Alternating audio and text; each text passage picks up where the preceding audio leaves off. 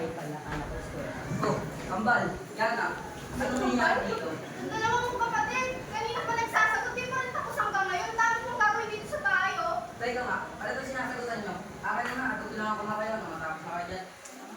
Nang matapos na mag-PS, naturuan ni Dave ang dalawa niyang kapatid.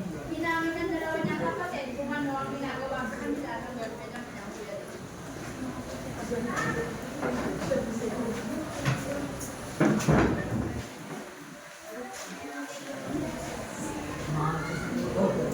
Oh, Seo, anong ginagawa mo dito? Anong oras na? Pagkising ka pa?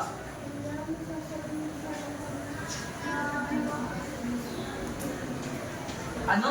Ba't kayo na kayo nagsumbong sa akin yan? Matagal na ba yung ginagawa sa inyo to? Lagi niya po kasi kami sinasaktan at lagi po kami pinapagalitan. Hindi din po kami pinapakain pag hindi po namin ako sa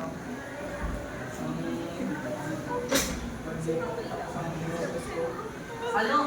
Ba't ginagawa sa inyo to? Ni Yana? Ako sabi ko sa Yana ngayon din. Sige na, matulog na kayo. Ako nang bahala kay Yana. Ang kambal ay dumiretso na po sa kanilang kwarto at si Dave ay nasilapitan siya ang para po sa Yana, halika na. Ano ba? Ano yung ginagawa mo sa kanila? Ba't nagawa mo sa kanila yun? Bakit? Ano po sinabi ng dalawang kapatid? Ba't mo nagawa sa kanila yun? Lagi mo sila sinasaktan. Hindi mo sila pinapakain.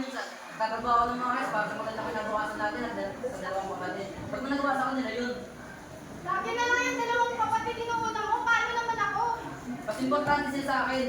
Kasi sila ang experience sa Bakit araw-araw. na mukha ako? Kapal na mukha ko. Pag ikaw mo kapal na mukha mo. Kasi sila na sila yung inspiration ko sa araw-araw. Kasi ikaw, sasaktan mo na sila. Nakakawalang gana kay Yana. Bakit hindi ba ako importante sa'yo? Mas naman sila kaysa sa'yo, Yana. Mas mahalaga sila sa akin. Pakibiliin kita, Dave. Ako ang dalawang kapatid.